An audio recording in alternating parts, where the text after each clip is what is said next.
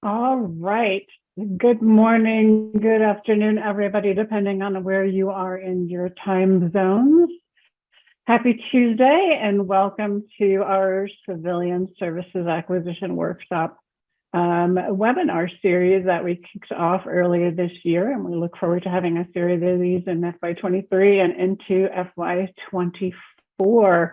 Got Jonathan Evans today, our guest speaker, and he will do a great presentation. I'm certain Tim Balzer is here for tech support. If you've got any issues or challenges, feel free to chat him directly. I know we are still gathering a crowd, but we're going to honor everybody's time and go ahead and get started. Before I turn it over to Jonathan, just a few housekeeping things. You probably received an audio notice that this meeting is being, or this webinar is being recorded. If that is a problem for you, please feel free to log off at this point in time, but we are recording this. Our goal is to edit the recordings and make them available on our PSHC YouTube channel for those that might have missed it, because there's always excellent content shared here. Your phone lines are muted at the moment, so you can't ask any questions that way, but we do encourage you to use the Q&A pod down at the bottom of your screen. So you'll see Q&A along with some other icons on the bottom. Use the Q&A. We'll put your Q&As there. If they're technical in nature, Tim and I will jump in and answer them or anything related to that. Jonathan is excellent at monitoring the Q&A and responding to questions as they come throughout his presentation. Jonathan, I don't know if you shared a presentation with Tim, if we'll be able to download that or share that here with everybody, but if that is the case, then we will make that available to everybody. If we're not able to do that, we will definitely send it out to the team and to everybody that joined us today. So you will get a copy of that presentation. And there's nothing you need to do in terms of CLPs. We are capturing your name through Zoom here. No need for you to provide your email or any of that information. It will capture for CLPs. And that information will be shared over to the FAI CSAW program. Should take about 2 weeks or so for that to appear there. If it does not, you are welcome to send an email to pshcevents@gsa.gov, and we'll get that over to you as soon as we can. Those are most of the housekeeping things I've got for you. Again, Q&A down at the bottom. We'll share out the presentation with you. Jonathan, I can turn it over to you. I can read your lovely bio, or you can introduce yourself and tell us about all your coolness. Hey, thanks, Stephanie. And welcome everybody. Glad you're here for the CSAW webinar series. Very excited to be doing this webinar series. Let me just take a quick look. All right, so today we are going to be talking about performance standards and the QASP. This is a critical component of performance-based acquisition. So today, what are we going to talk about? First, we're going to talk about performance-based acquisition. Why? Because it's critical. That's what my program is all about. And it's what you should be all about too if you want to get better results and outcomes from your vendors, from your contracts. So we'll be talking about that at a very high level, and the key components of that. And one of the key components of performance-based acquisition is performance standards and the QASP. So we will talk about how to go about getting better performance from your vendors. And so we'll explore that together. We'll talk about how to put performance standards together, how to draft them. We'll talk about the QASP and how to set that up today, and some things that would be good for you to know moving forward. So as Stephanie said, please make liberal use of the Q&A pod. And as we go, I want this to be an interactive training session today, where any questions that you have, we can work on addressing. And also, as Stephanie said, we will get the slide deck sent out to you post-training today, because I did not get it to my wonderful training folks in time for them to send it to you in advance. So we'll get it to you afterwards. That being said, my name is Jonathan Evans. I have been working at GSA for the last 15 years. I started off as an 1102 and spent some time doing contracting before moving over to the program side of the house, where I've done a variety of things at GSA, ranging from strategic planning to product development, and my current gig is facilitating requirements development sessions with acquisition teams. And I'll talk a little bit more about that at the end. But Really, my subject matter expertise is in performance-based acquisition, and I've never drifted too far away from procurement. I've always stayed pretty close and maintained my FACC credentials, and I'm very excited to share with you what we've got. So let's get into it today. All right, so starting at the very beginning, performance-based acquisition. It's important. It's defined by the FAR. All right, so federal acquisition regulations define it as an acquisition structured around results to be achieved, as opposed to the manner by which the work is to be performed. In plain language, we care about the results and outcomes, not how the contractor does the work. Stop caring about how the contractor does the work. If you shift your focus on the results and outcomes and measuring those, you'll see new innovations, you'll see better work, more efficiencies. The more prescriptive we are as the government, the more likely we are to hit our heads against a wall in frustration because we're not getting what we want, because that's not what our contracts are built around, right? They're built around how to do the work. So what are we measuring? How they do the work. And if they do the work exactly how we tell them to do it, it doesn't mean we're going to get the results and outcomes we're looking for. Performance-based acquisition, while primarily intended for services, can also be used in the product space when you're buying commodities. But it does not have to be. You don't have to use it in that space if it doesn't make sense. But when it comes to services acquisition, the FAR goes a little bit further. FAR Part 37 tells us that performance-based acquisition is the preferred method for acquiring services. All right, so if you've got a services contract or you're contemplating one, you should be contemplating a performance-based strategy. In addition, the FAR tells us that you should use performance-based acquisition methods to the maximum extent practicable. Now, I love this. I think this is great. I think this is important. What the FAR doesn't do is it doesn't tell us specifically what those performance-based methods are. But we can draw some conclusions from context, and what we distill are 4 key elements to a performance-based acquisition, which we'll talk about here in a second. But beyond that, the other reason why we do performance-based acquisition is because it's good for us. Right? They did a study in the 1990s, a study which I hope one day to recreate. But they did a study where they took 26 acquisitions across government. And they said, we're going to take these acquisitions from how they are today, and we're going to move them to a performance-based approach. And here's what they found. They found that on average, across those 26 acquisitions, they saw an 18% increase in satisfaction with the performance outcomes results. And they saw a 15% reduction in overall costs. So it's good for us. We should be doing it. All right, so FAR tells us we should be doing it. It's good for us. Let's figure out what these performance-based methods are. And you'll see as I bring up this next slide that one of these, actually 2 of these are related to our topic today. All right, so number 1, using a performance work statement or statement of objectives. All right, so a performance work statement has task statements in it that are sharing with the vendor our expectation of deliverables, of outcomes, or results. They're outcome result based task statements, not prescriptive how to, but outcome result oriented task statements. Versus a statement of objectives, which has broad high level objectives and no task statements. The task statements end up being written by the vendor when they submit their response. But either way, when you're using a performance work statement or statement of objectives, you are not being prescriptive in how to do the work.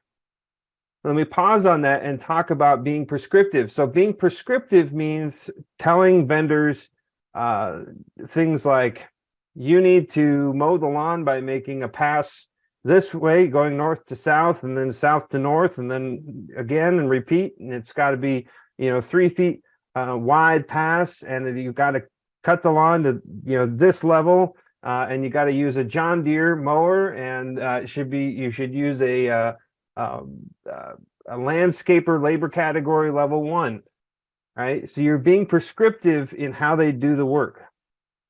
It can also look like saying, we have this body of work, and you're going to give us an engineer level 1, engineer level 2, a consultant level 1, a logistician level 2, and they're going to work respectively 2,000, 1,500, 2,000, 1,500 hours over the period of performance.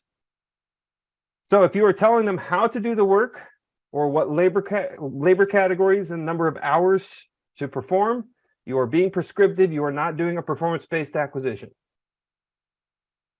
And if you're telling them what labor categories to use and how many hours to do it, you're essentially doing a staff augmentation contract. And if you're doing that, one of the challenges is, as we start talking about performance standards and monitoring performance, it starts to get really tricky, because you go, what are you monitoring, right? And the gray area is, if I were to ask you, are you satisfied with the contractor's performance? You're probably going to say something like, Tim's doing a really great job as our engineer. Okay, but that's measuring Tim's performance. How is the company performing? Well, Tim's doing a great job. Okay, so you start to have these inherent problems where it's based on the person in the job, and your assessment of their performance becomes dependent on who it is. And when you do that, you're very, very close to a fine line between a personal services contract, which, unless you have specific authority to enter into, is prohibited. Right? So we don't want to be measuring him and how much we like him or how much we like his work. What we want to be measuring is the deliverables, the outcomes, the results that Tim and or other people are producing. All right, so that's what we need to be mindful of. What would you consider an effective non-monetary incentive? James, good question. Let me circle back to that in just a moment, but I'll leave it up there.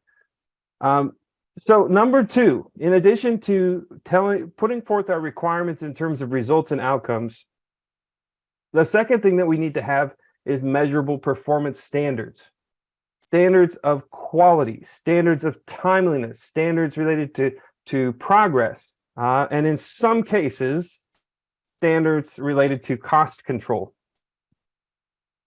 What we typically do, if I were to ask you all to raise your hands if you're doing this today, and I said, are you doing performance-based acquisition today? And you were to raise your hand, chances are what you are measuring from a performance standard standpoint is timeliness, delivery.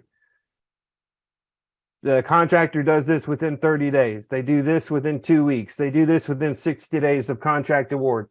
This is done every week. This is done monthly. This is done by the 3rd Thursday, right? It's time measurements that we're looking at.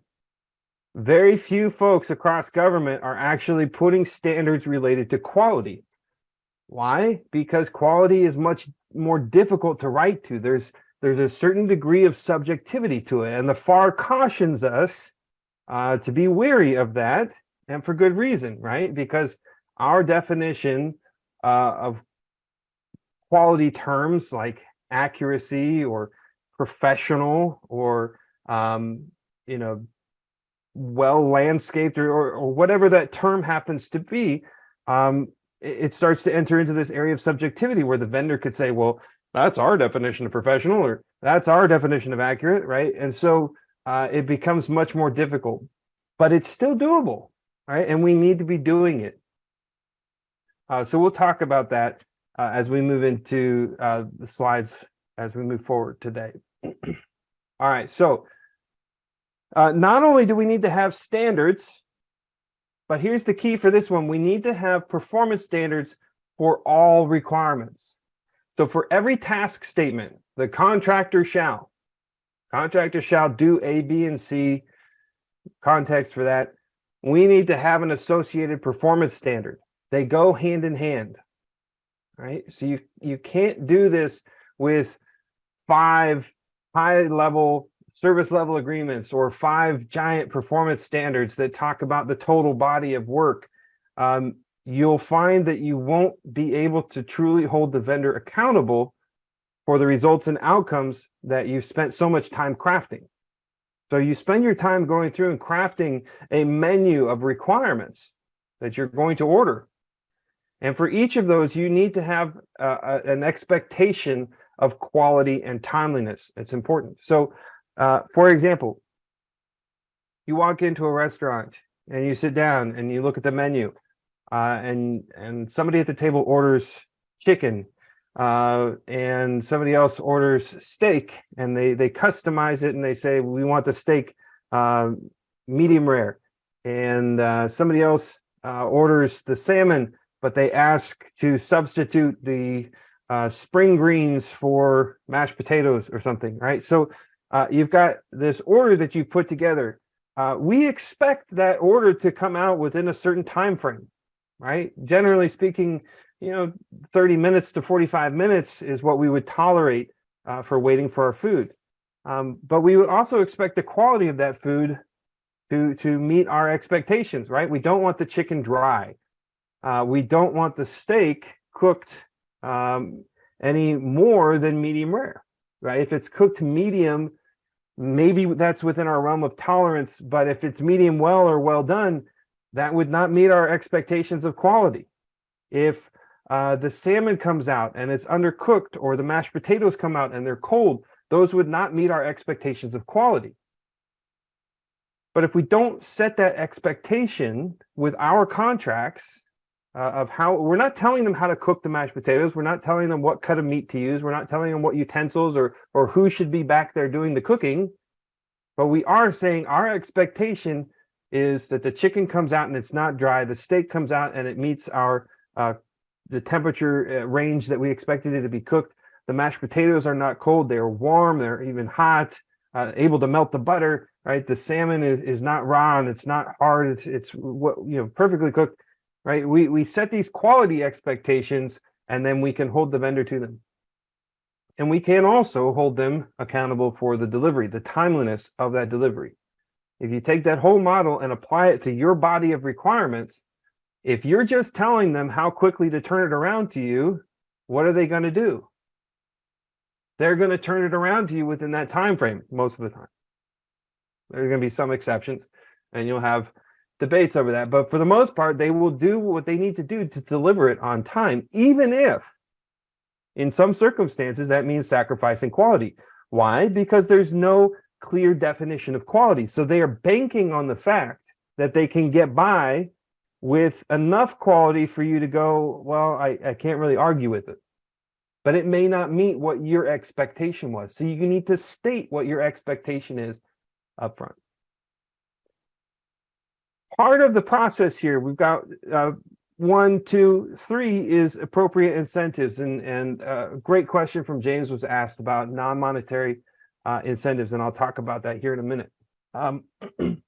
But providing appropriate incentives is part of your overall strategy for your performance standards and your quality assurance process, because incentives help drive the motivation to the vendor for achieving those standards. So, for example, an incentive strategy can be both intentional and unintentional. So, for example, when you have a list of requirements and those requirements have an associated list of timeliness, delivery standards associated with them, you have unintentionally incentivized delivery over quality. And so that's an unintentional incentive strategy.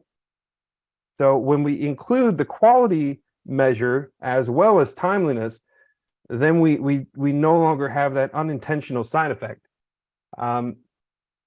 But we also want to be mindful of what we're incentivizing. So if I was just working with a customer. I won't mention their name, but I was working with them last month, or no, it was back in April.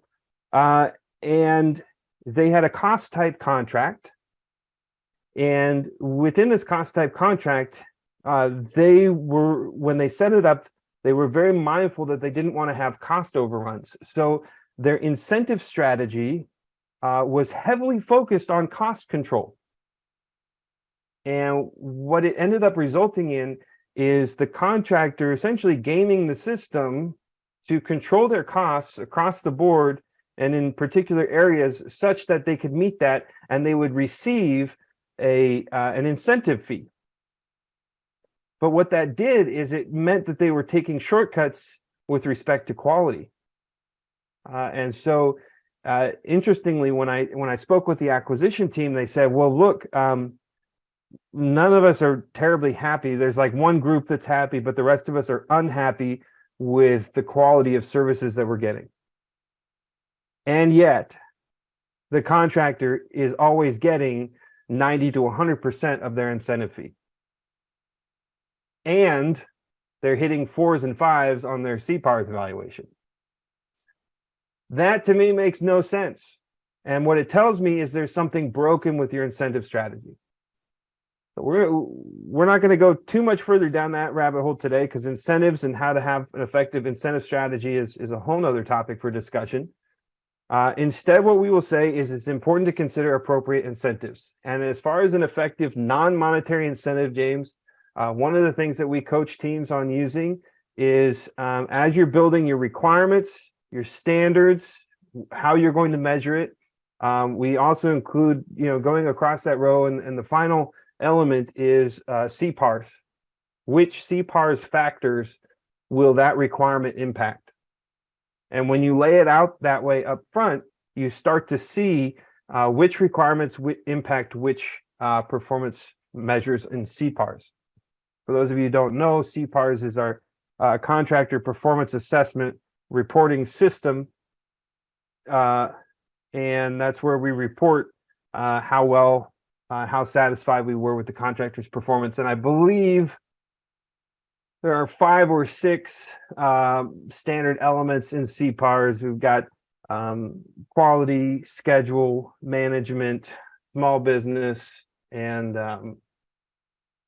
policy, or something to that effect.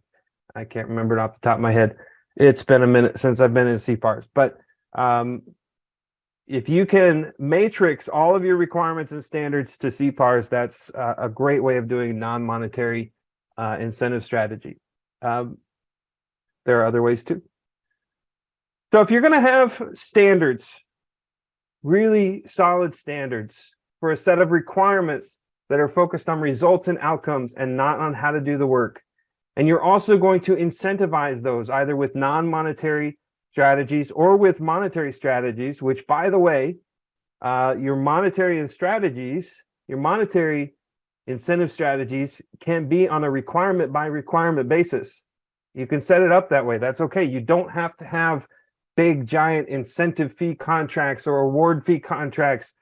You can have performance incentives for specific requirements. FAR allows that. FAR encourages that, in fact. And I encourage that because that's the best way of motivating performance.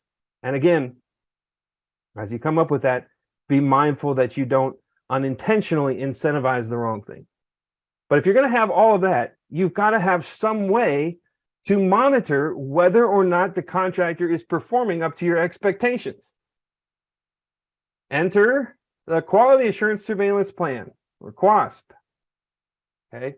The Quality Assurance Surveillance Plan is simply our plan as the government for how we are going to track whether they are meeting the requirement to the standard that we've established. That's it. So your QASP should not contain anything. Let me start over. In your performance work statement, you should have your requirements, your standards, your acceptable quality levels. If you don't know what that is, do a little Google search, and your incentives. Requirements, standard, acceptable quality level, and incentives. Those should all be in your performance work statement. Your QASP tackles what you're going to inspect, the frequency with which you the frequency that you inspect it, who's doing the inspection, and how you're going to calculate whether or not the standard has been met. Those elements should not be in the contract. Do not put those 4 elements in your contract. And on the flip side, your performance standards should not show up for the first time in your QASP. Your performance standards should be in your PWS. Your QASP is meant to be a living document that you can change as you need to. You can change the frequency of inspection. You can change what you look at. You can change who's doing the looking, and you can change your calculation methodology as it makes sense, as long as it doesn't change the nature of the requirement and the performance standard that are awarded in the contract. Do not incorporate your QASP into the contract, because you should be able to modify your QASP as you need to whenever you need to. It's our document, not the vendor's. All right.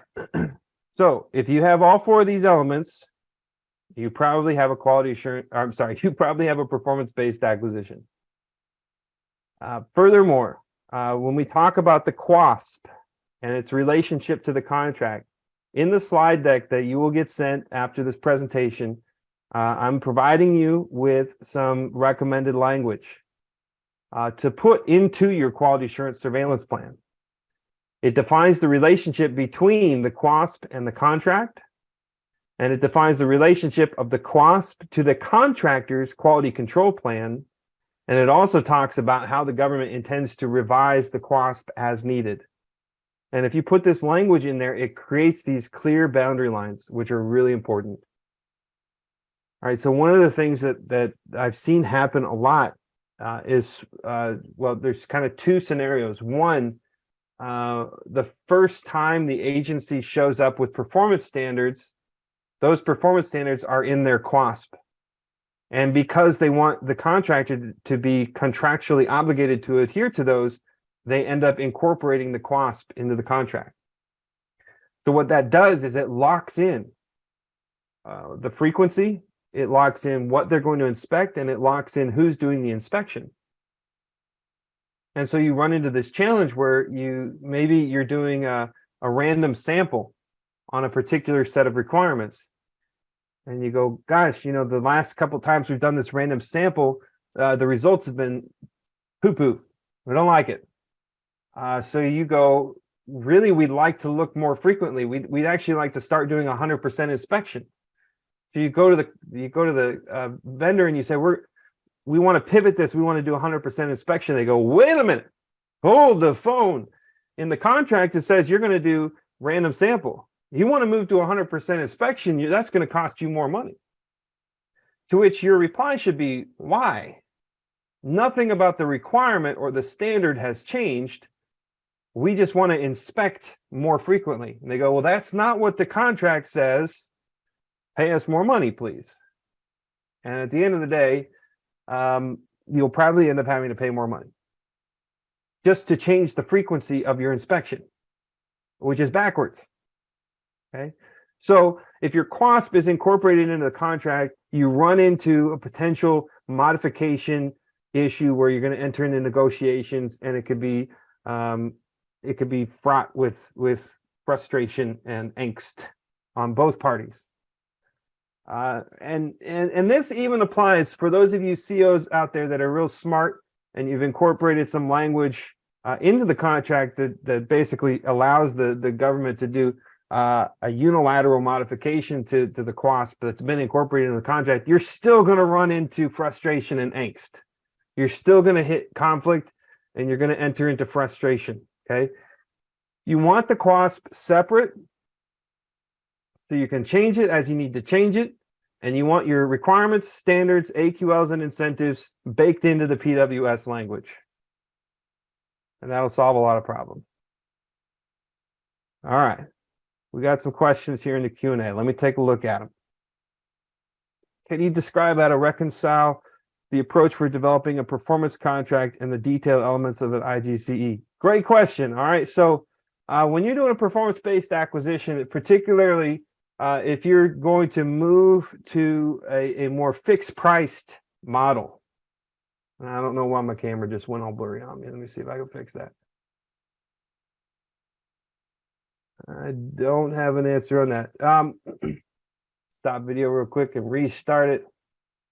There we go. All right.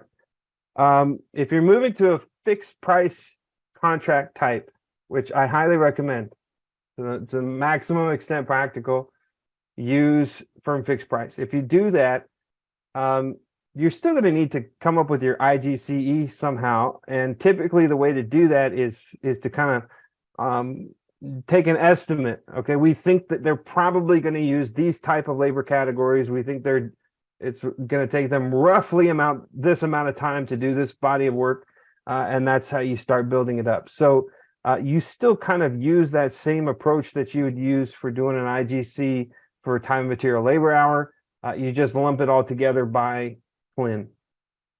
That's how you do it. There's other ways of doing it too, and some of those ways involve just talking with industry, right? So if you talk with industry and you go, hey, we might have a requirement, something along the lines of the contractor shall do A, B, and C in this context. How much would that typically cost for that activity? And you might find out that the average going rate for that total body of work is, $100.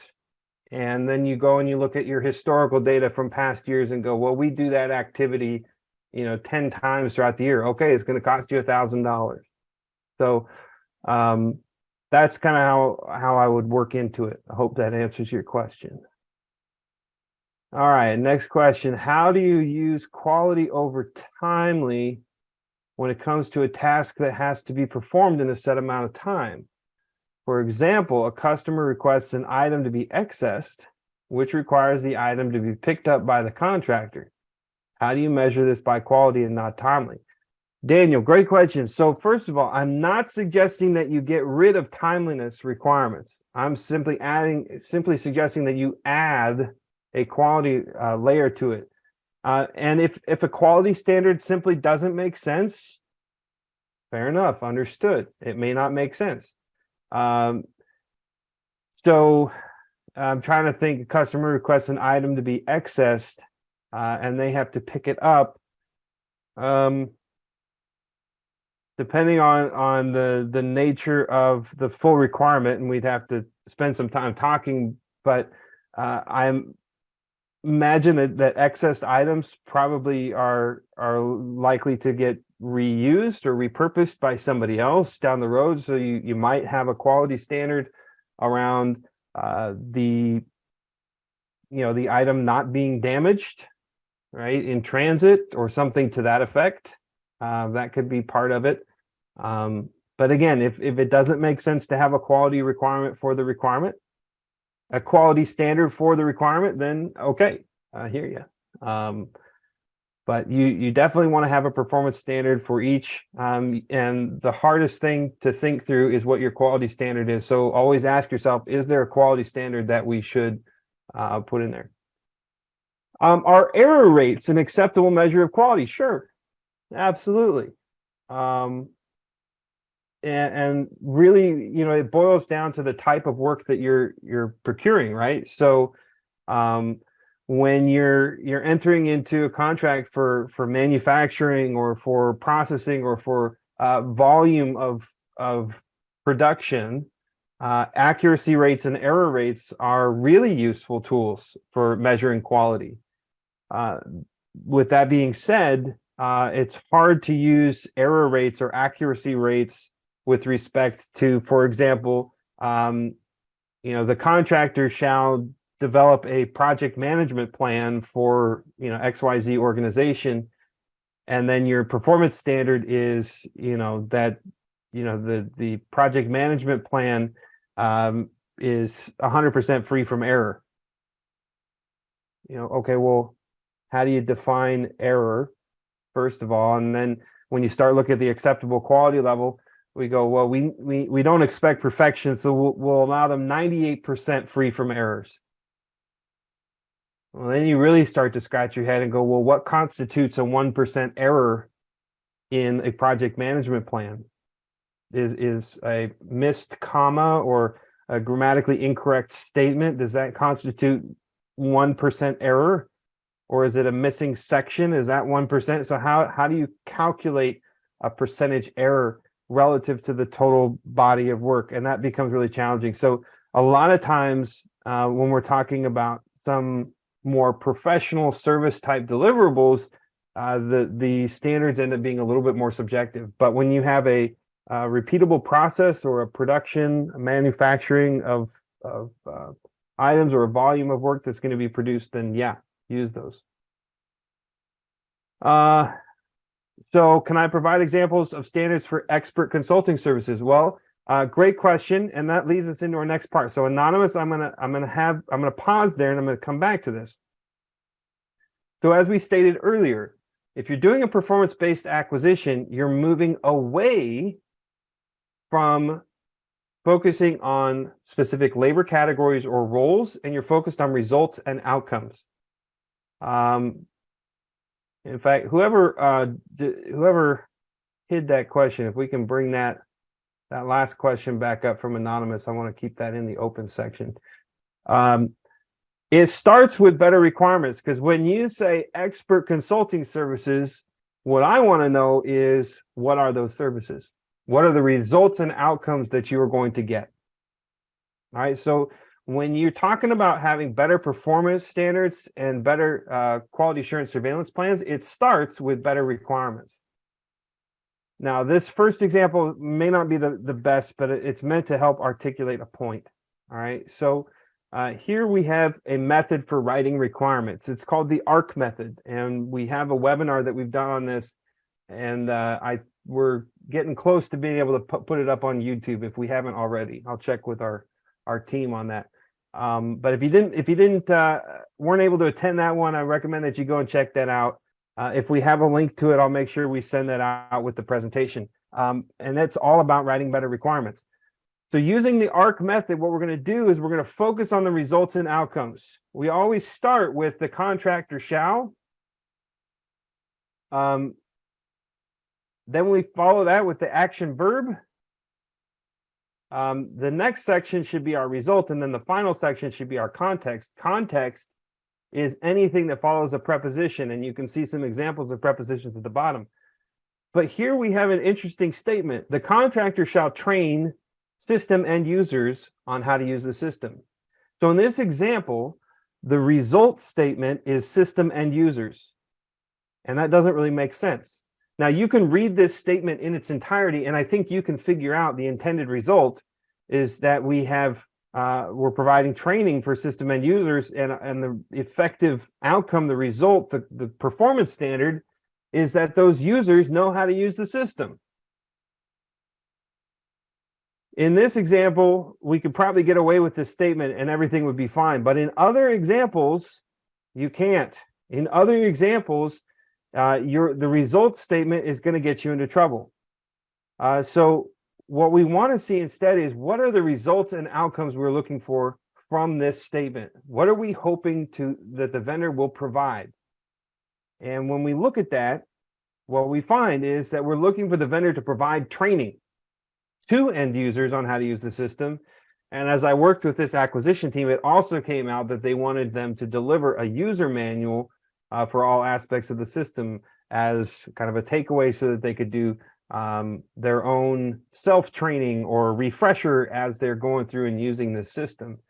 It's the training we want, right? So you have an expert consultant that's going to come in. What is that consultant going to do? Are they going to develop a strategic plan? Are they going to issue recommendations on policy and guidance? Are they going to evaluate certain aspects of the organization and write up a white paper? Are they going to conduct an analysis and provide that analysis? What are they going to do? And you could tell me that they're going to come in and they're just going to provide advice. And I would say to you, great, how are you going to measure the quality of that advice? To which you probably scratch your head and maybe you'll come up with an answer, right? And if you can, then maybe you're on the right track. But generally speaking, instead of talking about the functional role that we're trying to get, we focus on the requirements, the results and outcomes that we want from that role, and we shift it. Okay, so we shift it to focusing on the results and outcomes. In this case, for these two revisions, our results and outcomes are it's going to result in training, and it's going to result in a user manual. Great. Can we measure the quality of the training? Why, yes, we can. We can survey the participants in the course. We can do a post-training follow-up with participants later on down the road to see if they're still effectively able to use the system based on the training.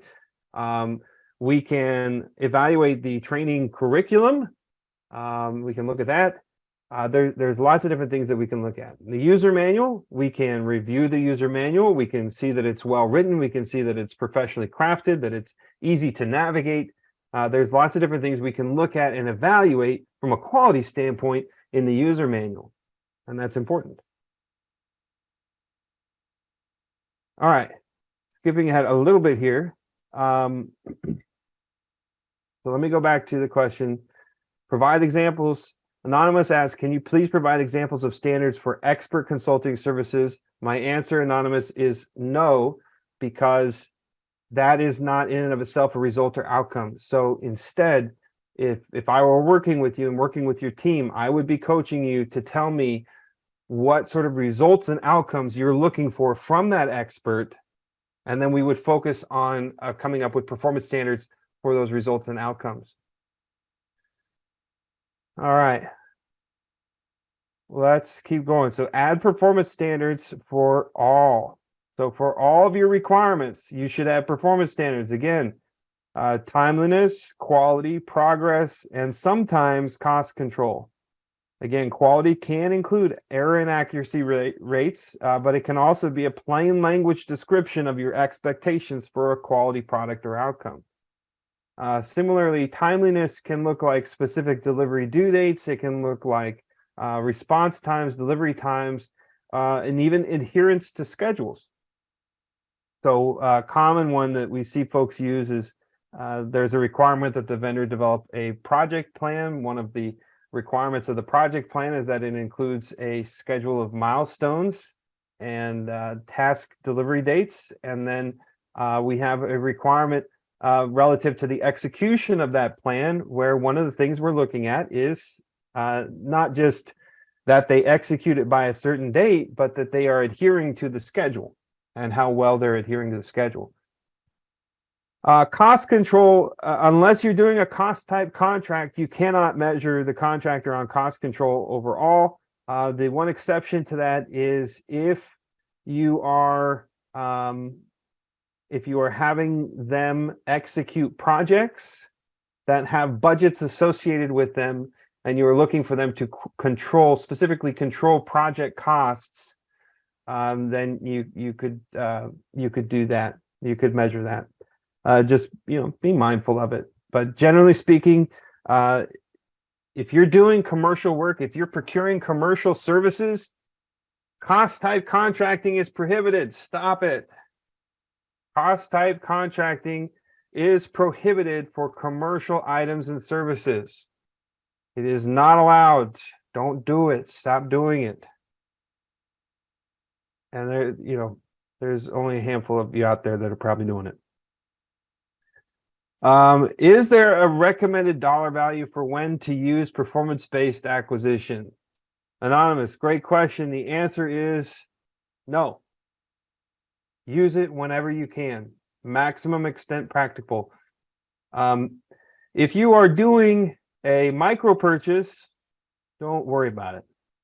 Okay. The whole point of a micro purchase is to streamline to the maximum extent practicable. So just buy what you're going to buy.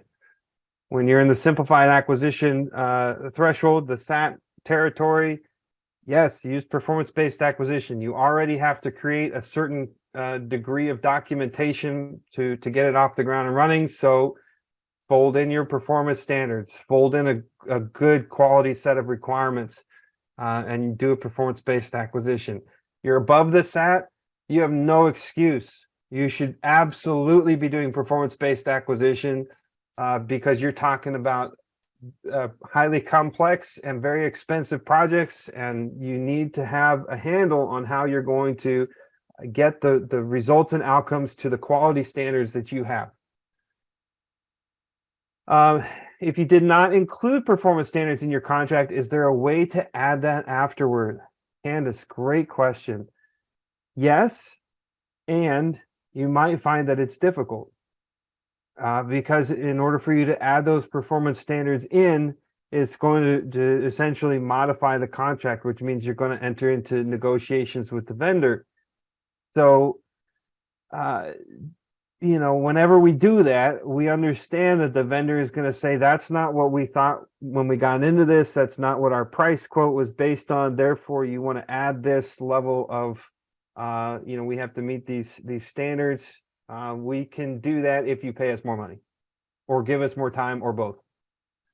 So it is possible, and you will probably enter into negotiations and it will end up costing you more. That being said, if your contract is a BPA or an IDIQ, then not necessarily. You could add performance standards for a BPA call order or for a task order, and those performance standards probably weren't captured or even addressed in the master agreement or contract, and therefore you'd be perfectly within your right to add those at the order level. And that would be a way to do it. And that shouldn't result in anything drastic. So, yeah, and I think that ties into a couple other questions here as well. Anonymous, great question about calculation methodology for the incentive, but unfortunately, we're not going to have time to cover incentives here in this webinar. So maybe at a future webinar, unless we have a little bit of time at the end, and then I'll circle back to that. I have a need to create revised QASPs on a new QASP template on existing performance-based contracts. As long as the original QASP is not part of the original performance-based contract, I can make all the changes as recommended in this course correct. Yes, absolutely. That is why we want the QASP separate, because it's our plan for how we are going to monitor contractor performance. So since it's our plan for ourselves and should have no bearing on their performance of their agreed upon requirements and standards, we should be able to modify it 6 ways to Sunday without any issue. And we do recommend that you do let your vendors know when you make a change to your QASP. You don't have to let them know immediately, particularly if you're seeing a problematic trend and you decide that you're going to go in as kind of a you know, special forces quality assurance, and you're gonna, you know, we're gonna surprise you with a surprise visit and do an inspection. You probably don't want to let them know that in advance, but we do recommend that, generally speaking, you're transparent with industry about what you're doing. So follow-up question: how do we measure quality? Hang on, it just disappeared. Let me go back up here. How do we measure quality from an expert when the recipient may not understand what quality is? Again, you can't focus on the expert. You got to focus on the results and outcomes.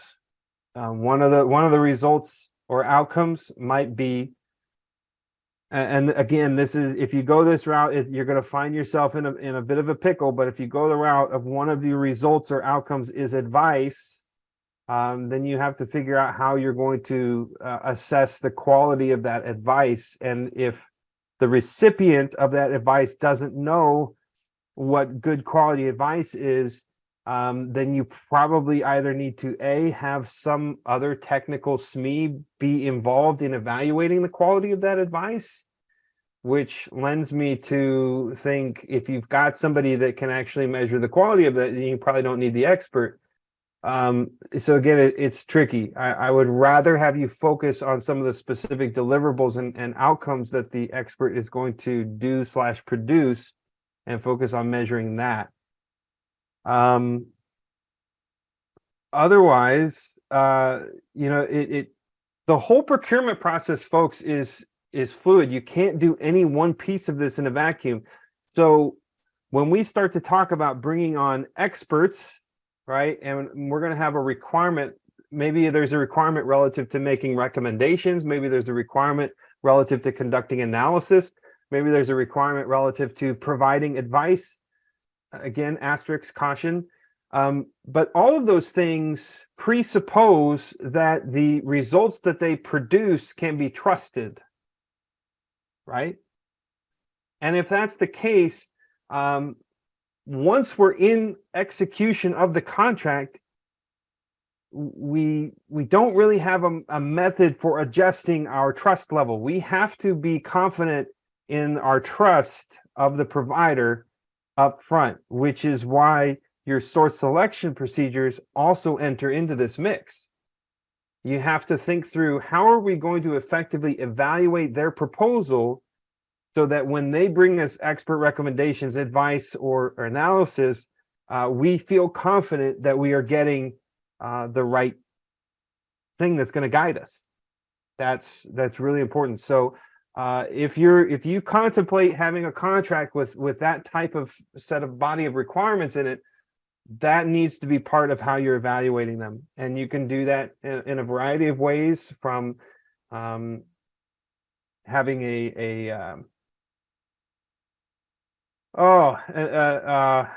I'm forgetting the name of the technique. It's a demonstration, an oral presentation or demonstration. You can have them come in and you can say, you need to bring the experts that are actually going to be supporting us on this contract, and you can hit them with some heavy hitting questions, or provide them with some data ahead of time and have them do an analysis for you. You can check their corporate experience. You can check their past performance and their references. There's lots of things that you can do as part of your evaluation to develop enough trust that you can count on what they deliver. But then again, when it comes to actual performance, team members change, there could be turnover, they bring in someone new. Do you still trust them? I don't know. So that needs to be part of your process as well. And that's the wonderful thing about acquisitions, right? Is that every acquisition has its own unique complexities to it. And so it needs its own care and attention. For any of you looking for an easy button with federal procurement, where you can say, yes, we can do this and repeat it every single time without change, you're not going to find that. That's never how federal acquisition was meant to be set up. And yet that's how a lot of us were brought up. We were trained on templates and following this, and go grab this example from the procurement shop and then reuse that. And a lot of procurement shops have gone, hey, stop. We're not just going to feed you an example from last time because this is your requirement. It's unique. It's different. Okay. Ben Ross says, can you give us a specific example of a commercial acquisition that cost contracts are prohibited? I should have the FAR clause memorized, but the FAR specifically prohibits the use of cost type contracts for commercial items and services. So anything that you could buy commercially, if you're doing product development, if you're going to have the contractor develop a new application for your agency, they develop the application. Is it a government specific application? Yes. Did they follow a commercial process using commercial practices? Yes. It's a commercial service. Just because no one in commercial private sector is going to use that application because it's government specific does not make it a non-commercial acquisition. If you are having someone provide consulting services, and the consulting services have to do with military strategy, it's still consulting services, it's still strategy. Maybe on a far outside stretch, maybe you could make the case that it's non-commercial because it's about military tactics and such. That it's a gray area. I still would say that it's consulting services, it's strategic planning, operations, ultimately still commercial. So To me, there's very few things anymore that are non-commercial.